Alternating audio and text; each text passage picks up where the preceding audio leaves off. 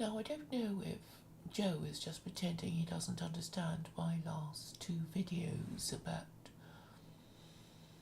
supreme authority, divine authority, legitimate authority, and plain old authority. Obviously, I'm saying that there are different kinds of authority.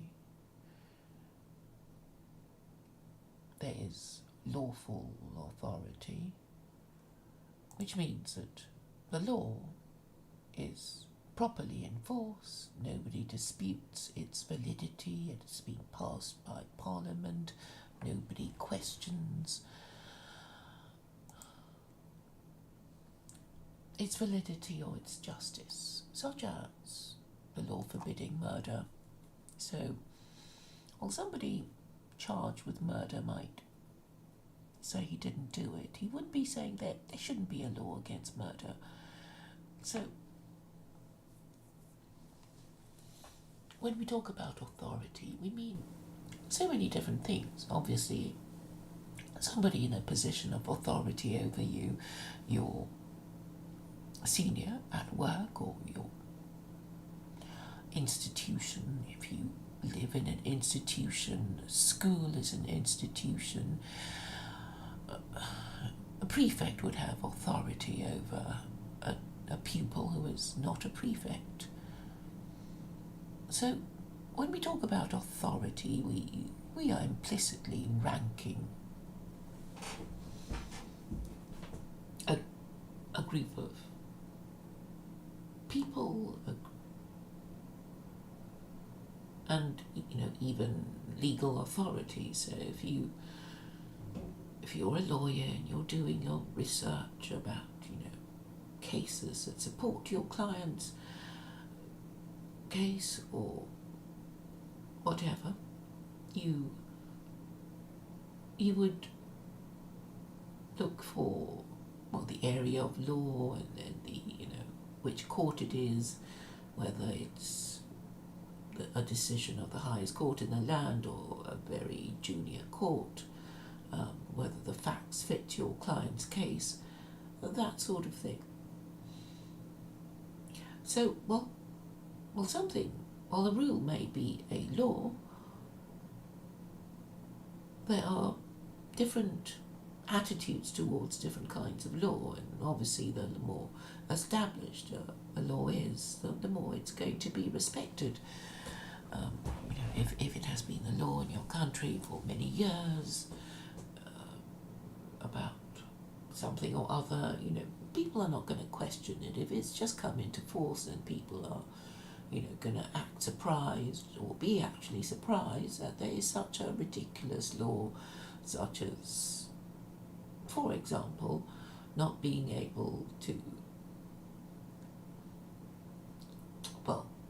the one that comes to mind most immediately is the new concept of misgendering somebody, when it's a man masquerading as a woman and you want to call this person he, but he objects to it and sues you and calls the cops on you, something like that. So obviously ancient laws are more respected than laws that have just been passed by Parliament, particularly if you don't trust your members of Parliament. You regarded them as corrupt and incompetent. So there are different kinds of authority, as I was saying. So you might, if you were a pupil, obey the orders of the prefect, and then perhaps a teacher, and perhaps a headmaster, head teacher, so I'm supposed to call people like that these days, and you see there's a kind of ranking in the different seniorities of people.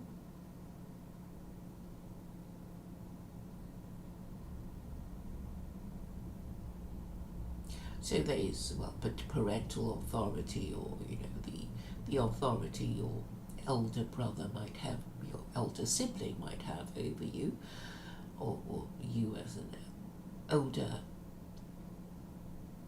brother or sister assert your authority over your younger siblings. But this would be informal. So when we are talking about legal authority, we appeal to a higher authority, the law of the land, the court and justice system.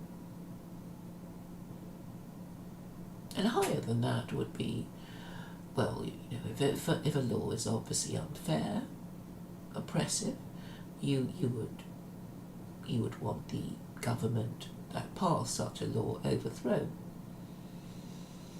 And when you do that, you are appealing to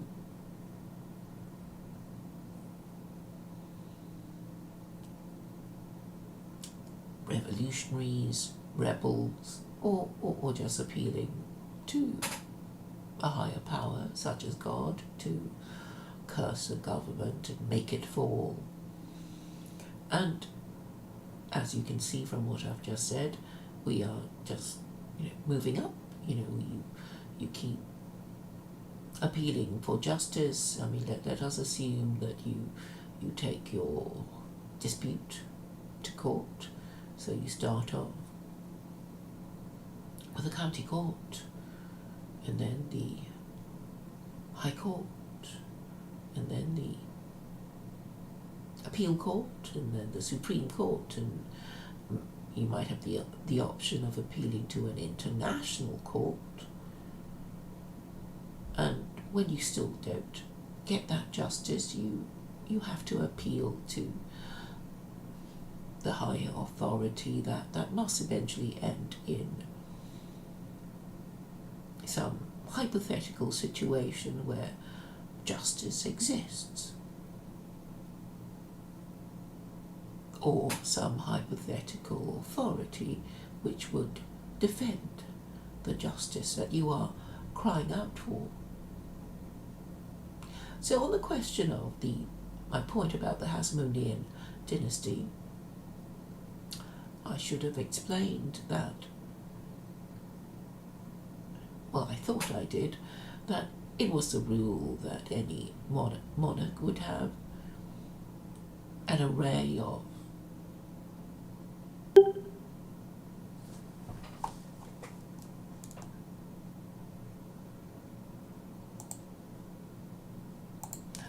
people who would be at his service, such as generals, priests,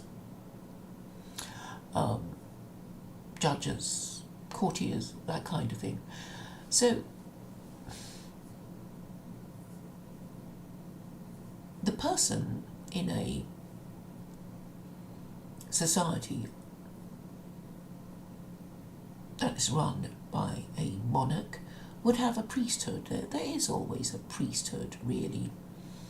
Somebody who can read the signs, tea leaves, entrails,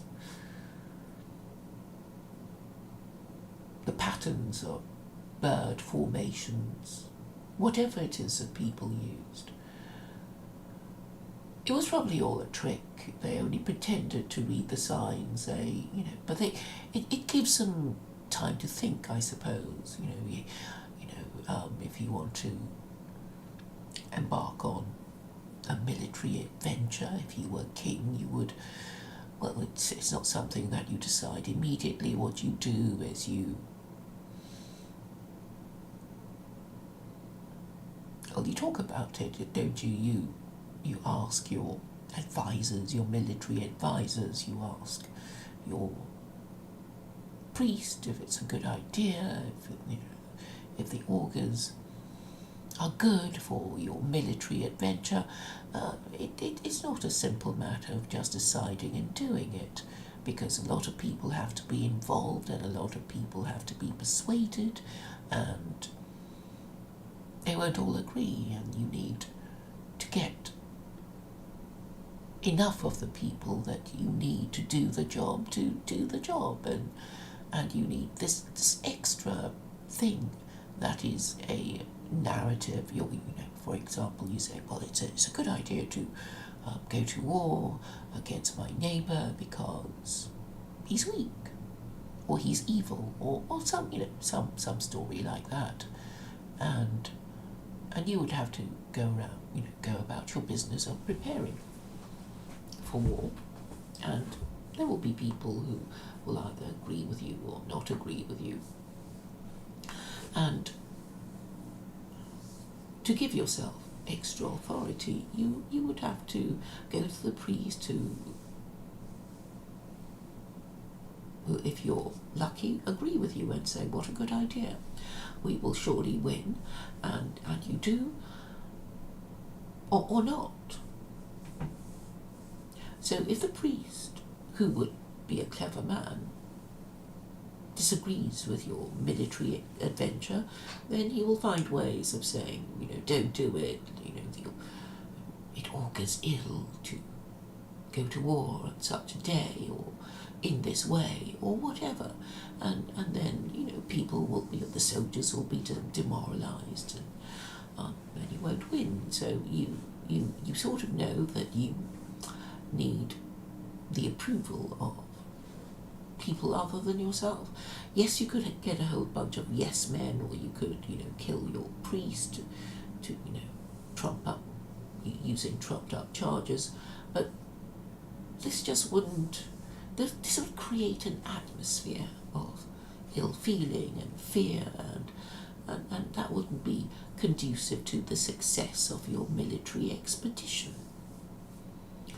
So in the end, we are forced, even as absolute monarchs, to appeal to a higher authority, and even the supreme authority. Do you get it now, Joe? Or are you just pretending not to? You just want to hear my voice? I don't mind. I suppose a lot of people will find this idea difficult. So the problem with the Hasmonean dynasty was that the Torah said you have to separate the powers. The king must only come from this particular tribe, and the priest must come from that other tribe. The monarch must come from the tribe of Judah, the priest must come from the tribe of Levi, and if you break those rules, it will augur ill, and you will be destroyed, and they were. So you can think of these laws as something really from God, or you think, well, they're probably a distillation of the wisdom of wise men collected over the centuries, and they have observed a certain pattern to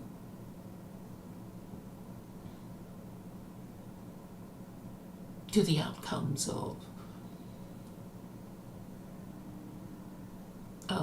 battles or whatever, and say, if you break this rule, it'll end badly. If you obey this rule, it will end well.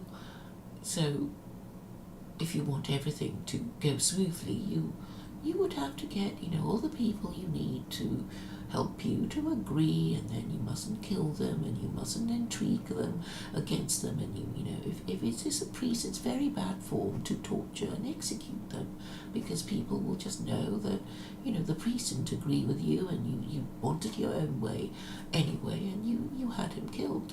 So it's not a good not always a good idea to use force. And so the priest then would be the intermediary between yourself as absolute monarch, for example, and God. And I think this is really the whole idea of the kingdom of priests that Israel is meant to be. So God, if he exists, has created a system of rules and a ranking of different groups of people, and it is through the Jews and the Gentile is able to make sense of his or the rule system that he works under. So if you believe in the Abrahamic God, I'm afraid you can't. You can't really be mean about Jews or try to take away their status because actually you need them. You need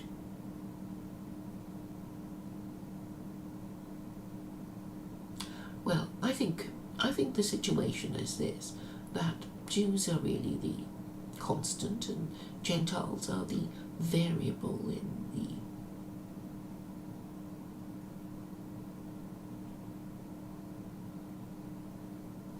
this algebraic problem that is human decision making. So the situation will only change when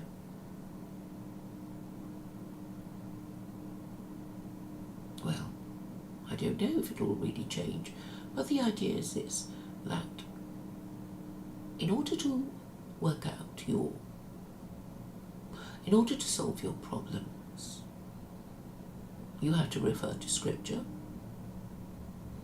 and it's not just your own scripture, you have to refer to revealed scripture from the Abrahamic God, i.e. the Torah for Jews, the Quran for Gentiles, and decide which system you need to have. I mean, obviously it has to be the Quran because only 0.1% of the total global population is Jewish. And anyway, we already know it is too hard for them to follow. So for their own sakes, even in Israel itself, they have to adopt a rule system that is believed to come from God, the Abrahamic God, who is also the God of Israel, who is also Allah. And when they do it, when the Israelis adopt it, the rest of the world will follow and government would be better. That, I think, is basically the narrative, the idea that we are supposed to be contemplating now.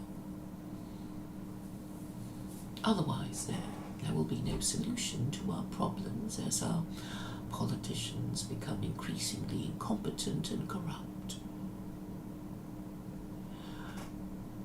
So this is a very neat system of solving the problem, because I presented before you a hierarchy of groups and a hierarchy also of rule systems. So, although the Torah is the original and the oldest, we have a better revelation that is more suitable for the generality of humanity, which will be less restrictive than Judaism and more practical to follow according to the different cultures and traditions of the different countries that will eventually adopt it. And in this way, humanity would be less likely to fight wars.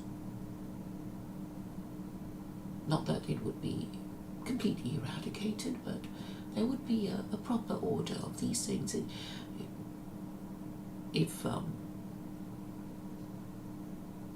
there are rules for the fighting of wars, which kinds are approved of, which kinds are disapproved of. Of course there will be arguments about, which interpretation to adopt, but the idea is basically that all nations would have the same rule system, even if they might have different ideas of how to interpret the rules. There would be, roughly some kind of general agreement about the book, what the principles are, chapter and verse, and eventually moral order will be reimposed.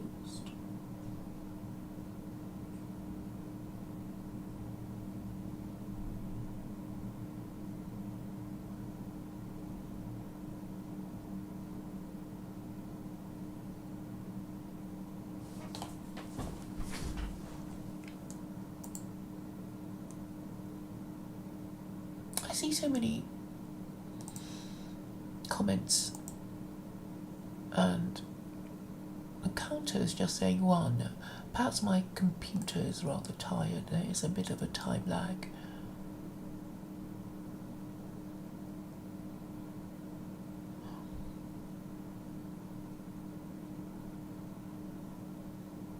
Sam's not available, I'm afraid, but I'm going to talk through my concept of authority. So I'm saying everything is solvable under this system.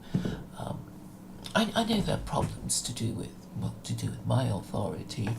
I do understand that I am right, but nobody will listen to me because they are morally corrupt, as well as intellectually, well, not the best. You know, they don't realise what they need to do in order to solve the problem. They might even lack the will to solve the problem. They lack the desire. They won't be told. They don't understand. They're either stupid or stubborn. So they will just ignore the truth, and time will be lost. Either arguing about nothing, talking about nothing.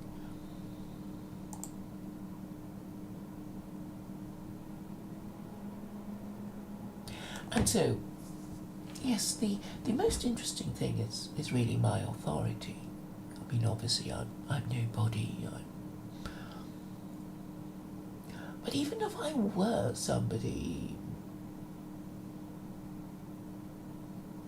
that you might have heard of, some senior male politician, I don't think my message would be well received. So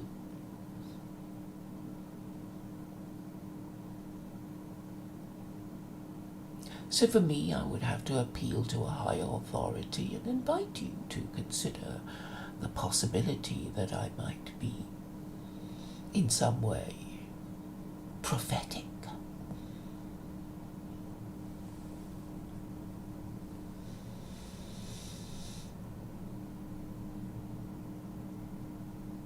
Otherwise, I would just be one of the many competing voices to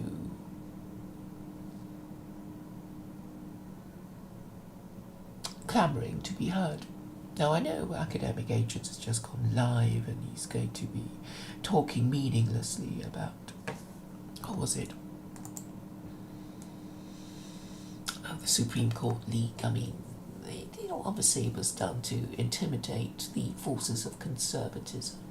And I know he'll spend about 5 hours talking about it when I could deal with it in a minute. But he's about producing content and I'm about developing my ideas.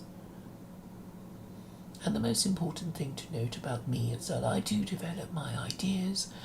I am working hard on your behalf to solve your problems by explaining its cause and the solution to you. You, on the other hand, may lack the desire to solve the problem because of your cynicism, your moral apathy, or the fact that you are an unmarriageable bachelor, have no biological investment in the next generation, and you are fundamentally, permanently, morally apathetic. And it is atheism that is really the problem, because it causes the atheist to be a nihilist who will be very easy to control by bribing and threatening them and causing the hatred and disgust and the self-loathing that is so general in the West now. So it may be true that the West is in a state of despair, being neither able to, how did Livy put it? We can neither stand our vices nor their cure. That was what he said. But perhaps Westerners of the 21st century will be more fortunate than the Romans in the time of Livy.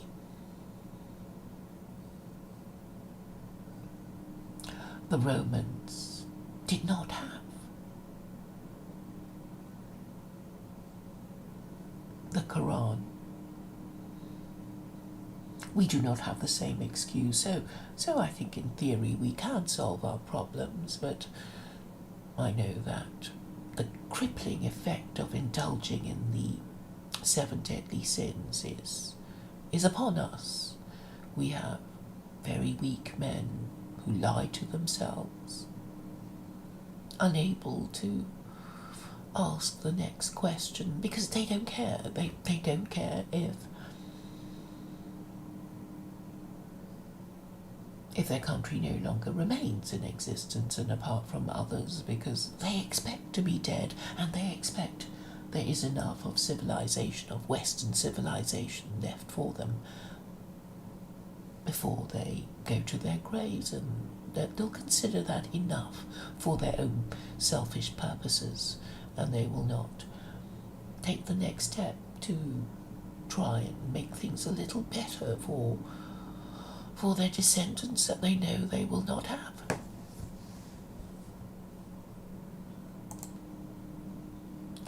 So I trust that I've explained myself finally well enough or clearly enough for Joe to understand. Thank you for your attention.